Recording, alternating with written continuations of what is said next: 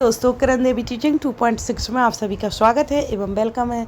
तो हमारे इसमें 2011 से 2024 तक के संपूर्ण PYQ यानी प्रीवियस ईयर पुराने पेपर सभी लगवाए जा रहे हैं, जो कि हमारे लास्ट होने वाले हैं।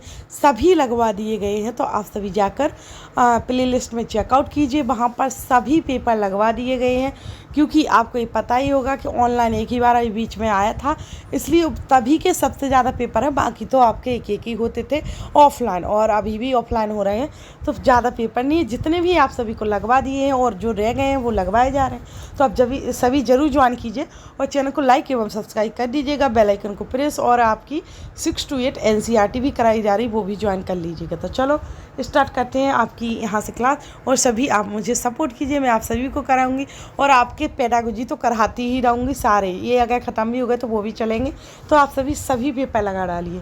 तो चलो पहला क्वेश्चन स्टार्ट करते हैं यहाँ से। GNP एवं GDP में अंतर का कारण। GNP एवं GDP में अंतर का कारण क्या है? तो देखते हैं। GNP एवं GDP में अंतर का कारण सकल विदेशी निवेश, विशुद्ध विदेशी निवेश एवं विशुद्ध निर्यात एवं विदेशों से प्राप्त विशुद्ध साधन आय। तो GNP एवं GDP में जो अंतर का कारण माना जाता है वो है विदेशों से प्राप्त विशुद्ध साधन आय। क्या? विदेशों से प्राप्त विशुद्ध साधन आय, ये राइट आंसर माना जाएगा। फिर निम्नलिखित में से कौन सा अकबर का समकालीन शासक थी या था या थी? कौन थी जो अकबर का समकालीन शासक? ब्रिटेन की रानी, या फारस का शाह अब्बास, या रूस की कैथरीन महान, या उपयुक्त में से कोई नहीं? तो इनमें से जो समकालीन शासक था या थी, तो वो था कौन? फारस का शाह अब्बास प्रथम। कौन था? फारस का शाह अब्बास प्रथम। फिर रूस में प्रमुख, तो हो जाएगा हमारा रूस में प्रमुख शून्यवादी चिंतक था। रूस में प्रमुख शून्यवादी चिंतक था तुर्गनेव, लेनिन, या टॉलस्टॉय, या फ्रांस। तो हमारा राइट आंसर हो जाएगा, जो रूस में प्रमुख शून्यवादी चिंतक था वो था तुर्गनेव। क्या था? तुर्गनेव। तो पहला हमारा राइट आंसर माना जाएगा। फिर आगे, उद्योग किस क्षेत्र में सम्मिलित है? उद्योग किस क्षेत्र में सम्मिलित है? प्राथमिक सेवा में, या द्वितीयक क्षेत्र में, या इनमें से नहीं? कोई नहीं, किसी में नहीं। तो उद्योग है वो कौन से क्षेत्र में सम्मिलित है? तो वो तो द्वितीयक क्षेत्र में। उद्योग द्वितीयक क्षेत्र में सम्मिलित है, तो दूसरा हमारा राइट आंसर है। फिर भारत में वित्तीय वर्ष शुरू होता है। भारत में वित्तीय वर्ष शुरू होता है जनवरी से, अप्रैल से, जून से, अक्टूबर से। तो भारत में वित्तीय वर्ष शुरू होता है कब से? अप्रैल से। भारत में वित्तीय वर्ष अप्रैल से शुरू हो जाता है, तो दूसरा राइट आंसर है। फिर प्रोजेक्ट टाइगर की शुरुआत हुई कब हुई? प्रोजेक्ट टाइगर की शुरुआत कब हुई? तो ये क्वेश्चन बार बार दोहराया जाता है, ये क्वेश्चन बार बार ही दोहराया जाता है, तो आप सभी अच्छे से याद कर लीजिएगा, क्योंकि बहुत इम्पोर्टेंट है। तो इसकी शुरुआत है 1973 या 75 या 76 77। तो इसकी शुरुआत एक ही रख लो, दुनिया के मत पढ़ो, 1973 में हुई थी। प्रोजेक्ट टाइगर की शुरुआत 1973 में हुई थी, है ना। फिर उपभोक्ता संरक्षण अधिनियम भारतीय संसद ने कब पारित किया? उपभोक्ता संरक्षण अधिनियम भारतीय संसद ने कब पारित किया? तो कब पारित किया? 15 दिसंबर 1985, या 24 दिसंबर को, या 15 मार्च को, या 24 दिसंबर को। तो यह जो अधिनियम पारित किया था, यह किया था कब? भारतीय संसद ने 24 दिसंबर 1986 को। कब किया था? 24 दिसंबर 1986 को, यानी हमारा दूसरा राइट आंसर माना जाएगा। फिर है आगे, तो भारतीय पुरातात्विक सर्वेक्षण के प्रथम सर्वेयर जनरल थे। भारतीय पुरातात्विक सर्वेक्षण के प्रथम सर्वेयर जनरल थे सर विलियम जोन्स, या जेम्स प्रेसेंस, या जेम्स फर्गूसन, या अलेक्जेंडर कनिंघम। तो भारतीय पुरातात्विक सर्वेक्षण के प्रथम सर्वेयर जनरल थे, तो वो थे कौन? अलेक्जेंडर कनिंघम थे। तो हमारा 4th ही राइट आंसर माना जाएगा। फिर आगे, मानववाद का अग्रदूत। क्या? मानववाद का अग्रदूत कौन था? बेकेसियो। थोड़ा बड़ा कर लेते हैं। तो मानववाद का अग्रदूत था बेकेसियो या दंते या पेट्राक या बेकन। तो मानववाद का अग्रदूत था पेट्राक। कौन था? पेट्राक, है ना। तो तीसरा राइट आंसर माना जाएगा हमारा। फिर है आगे, भारत में सिक्कों की ढलाई की जाती है। भारत में सिक्कों की ढलाई की जाती है भारतीय रिजर्व बैंक द्वारा या भारतीय स्टेट बैंक द्वारा या भारत सरकार द्वारा या योजना आयोग द्वारा। तो राइट आंसर हमारा क्या हो जाएगा? भारत में सिक्कों की ढलाई की जाती है किसके द्वारा? तो वो की जाती है हमारी भारत सरकार के द्वारा। किसके? भारत सरकार के द्वारा की जाती है सिक्कों की ढलाई। फिर है हमारा आगे, तो निम्नलिखित कथनों पर विचार करना है, फिर हमें आंसर देना है। देखते हैं कथन, देखते हैं पहले। महात्मा गांधी नरेगा भारत सरकार ने 2005 में लागू किया। महात्मा गांधी नरेगा भारत सरकार ने 2005 में लागू किया और यह ग्रामीण परिवारों के वयस्कों को प्रत्येक वित्तीय वर्ष में 100 दिनों का रोजगार उपलब्ध कराने की गारंटी देता है। यह ग्रामीण परिवारों के वयस्कों को प्रत्येक वित्तीय वर्ष में 100 दिनों का रोजगार उपलब्ध कराने की गारंटी देता है। तो इन दोनों में, इन कथन में कौन सा कथन सही है? तो ये दोनों ही कथन सही लग रहा है। क्या? दोनों ही कथन सही लग रहा है। देखते हैं, अगर ऑप्शन में मिल गया तो दोनों ही सही है। पहला दूसरा, देखो दोनों ही सही है, यानी हमारा तीसरा राइट आंसर हो जाएगा, है ना। ये यानी दोनों ही कथन सही है। फिर है, मानव विकास सूचकांक के घटक हैं। मानव विकास सूचकांक के घटक कौन से हो जाएंगे? तो इसमें देखते हैं हम। तो पहले है जीवन प्रत्याशा, इसमें है लिंगानुपात, इसमें जीवन प्रत्याशा, प्रति व्यक्ति। तो देखो, ना जीवन प्रत्याशा है, ना जीवन प्रत्याशा, ना पहले ना प्रति व्यक्ति सकल घरेलू उत्पाद है। तो हमारा मानव विकास सूचकांक के घटक हो जाएगा तीसरा, नहीं, हाँ तीसरा हो जाएगा, क्योंकि पहले जीवन प्रत्याशा आएगी, फिर प्रति व्यक्ति सकल घरेलू उत्पाद आएगा, फिर और आगे शैक्षिक उपलब्धि। तो तीसरा ही हमारा राइट आंसर हो जाएगा।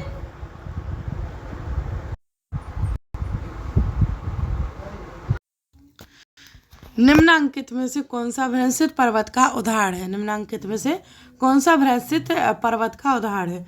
तो हमारा नीलगिरी या अरावली या सतपुड़ा या सह्याद्री। तो भ्रंशित पर्वत का उदाहरण है क्या? सतपुड़ा पर्वत। क्या है हमारा?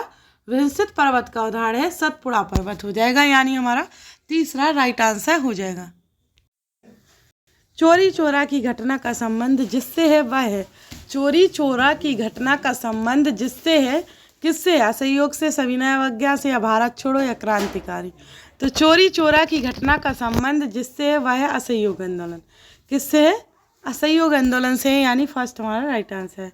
आगे है, कृषि उत्पादन में खाद्यान्नों में सम्मिलित है। कृषि उत्पादन में खाद्यान्नों में सम्मिलित क्या है? केवल अनाज या अनाज एवं दालें या अनाज एवं तिलहन या दाल एवं तिलहन। तो जो कृषि उत्पादन में खाद्यान्नों में सम्मिलित है वो है अनाज एवं दालें। क्या है? अनाज एवं दालें सम्मिलित हैं, यानी दूसरा हमारा राइट आंसर माना जाएगा। फिर है आगे, स्वराज्य पार्टी के संस्थापकों में एक थे। स्वराज्य पार्टी थी जो, उसमें संस्थापकों में एक थे। कौन थे? मदन मोहन मालवीय या मोतीलाल नेहरू, राजेंद्र प्रसाद या लाला लाजपत राय। तो स्वराज्य पार्टी के जो संस्थापकों में से एक थे वो थे हमारे लाला लाजपत राय, यानी हमारा तीसरा फोर्थ राइट आंसर हो जाएगा, है ना। फिर है आगे, भारत में से किन राज्यों तथा केंद्र शासित प्रदेशों में लिंगानुपात स्त्रियों के पक्ष में है? क्या है स्त्रियों के पक्ष में? तो भारत में किन राज्यों तथा केंद्र शासित प्रदेशों में लिंगानुपात स्त्रियों के पक्ष में? केरल एवं पुडुचेरी एवं केरल, पुडुचेरी व लक्षद्वीप एवं पुदुचेरी व तमिलनाडु या तमिलनाडु व लक्षद्वीप। तो जो ये स्त्रियों के पक्ष में है वो हो जाएगा हमारा तमिलनाडु व लक्षद्वीप। क्या हो जाएगा? तमिलनाडु व लक्षद्वीप है ना। तो फोर्थ हमारा राइट आंसर है। फिर भारतीय रिजर्व बैंक के बारे में, भारतीय रिजर्व बैंक के बारे में अधोलिखित में से कौन से कथन सत्य है? कौन सा या कौन से कथन सत्य है? यह एक राष्ट्रीयकृत बैंक है, यह भारत का एक केंद्रीय बैंक है, या इसकी स्थापना 1935 में हुई, उपयुक्त में से सभी। तो देखो इसमें से आपको सभी सही लग रहा है, क्योंकि भारतीय रिजर्व बैंक के बारे में बताया जा रहा है। सत्य कौन सा है?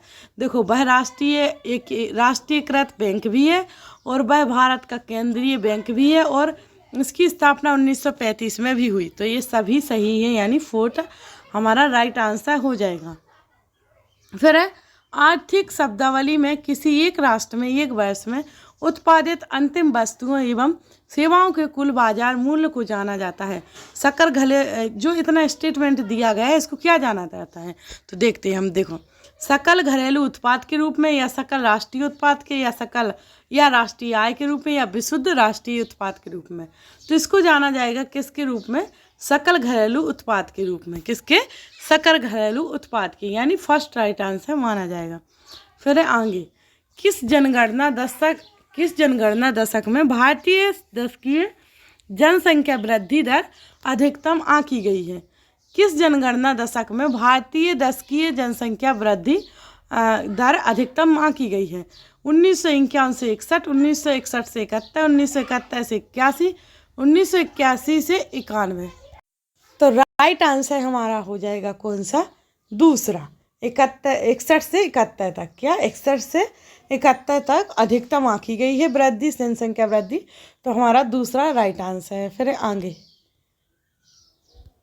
1789 से पूर्व फ्रेंच चर्च द्वारा वसूल किया जाने वाला धार्मिक कर था।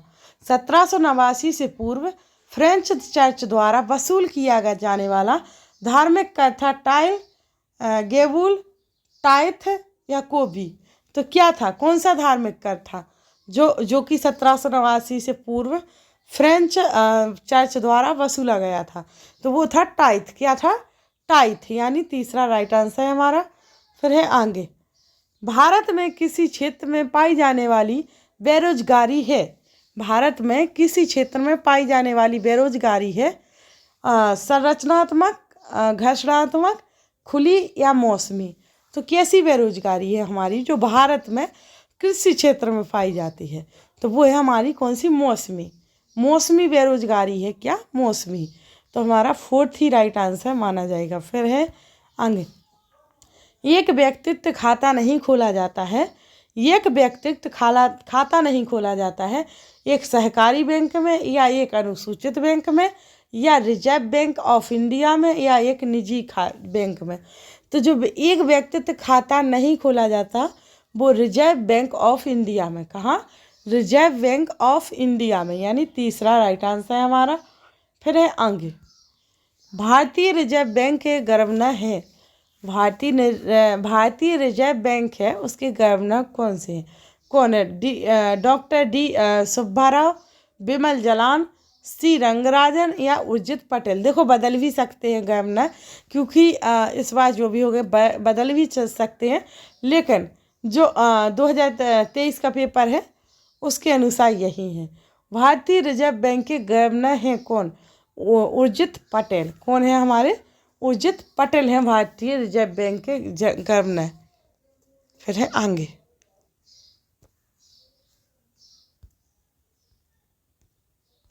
आगे देखते हैं हम। सूची वन को सूची सेकंड से सम्मिलित करना है। जो सूची वन है उसको सेकंड से क्या करना है? सम्मिलित करना है। तो देखते हैं कैसी होती है। सुरेंद्र नाथ बनर्जी ने क्या करा? और दादा भाई नौरोजी, सुभाष चंद्र बोस और महात्मा गांधी। तो महात्मा गांधी तो आ जाएगा क्या? हिंद स्वराज के लिए लड़े थे महात्मा गांधी। किसके? हिंद स्वराज के। फिर आ जाएगा क्या? सुभाष चंद्र बोस के लिए क्या आ जाएगा? The Indian struggle. क्या आ जाएगा? The Indian struggle. Dadabhai Naoroji के लिए क्या आ जाएगा? Poverty and unbritish rule in India.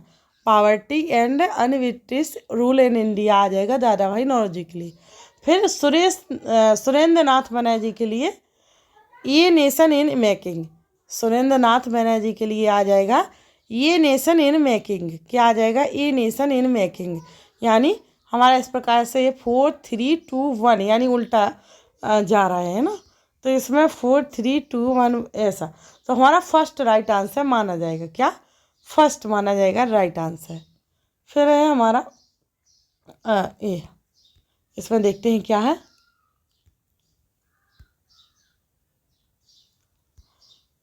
हमारे यहाँ पर कितने, भारत में कृषि आधारित उद्योगों में सूती वस्त्र उद्योग के बाद दूसरा सबसे बड़ा उद्योग है। भारत में कृषि आधारित उद्योग में सूती वस्त्र उद्योग के बाद दूसरा सबसे बड़ा उद्योग है जूट उद्योग या सिल्क उद्योग या ऊनी वस्त्र उद्योग या चीनी उद्योग। तो उसके बाद दूसरा उद्योग है हमारा सूती वस्त्र के बाद चीनी उद्योग। कौन सा है? चीनी उद्योग है उसके बाद दूसरा। तो इस प्रकार से हमारे यहाँ 30 क्वेश्चन होते हैं ख़त्म, क्योंकि 60 कराए जाते हैं मेन सब्जेक्ट है, चूँकि 30 रह गए हैं, क्योंकि लंबी क्लास हो जाएगी अभी आपकी, जल्दी जल्दी देखने के चक्कर में हम 30 कर लेते हैं, तो 30 रह गए, 30 हो गए। तो हमारे डेली क्लासेस आती रहती है, आप सभी ज़रूर ज्वाइन कीजिए प्ले लिस्ट में, है ना, जाकर वो सभी क्लासेस चल रही हो। इतनी हेल्पफुल क्लासेस हैं कि आपको कहीं नहीं भटकना पड़ेगा। और इस चैनल को लाइक एवं सब्सक्राइब कर दीजिए, ज़्यादा से ज़्यादा शेयर कीजिए, और आप जितना सपोर्ट मुझे करोगे उससे दोगुना मैं आपको करूँगी। तो चलो आपकी क्लास, आज की क्लास यही समाप्त करते हैं। Thanks to for watching video.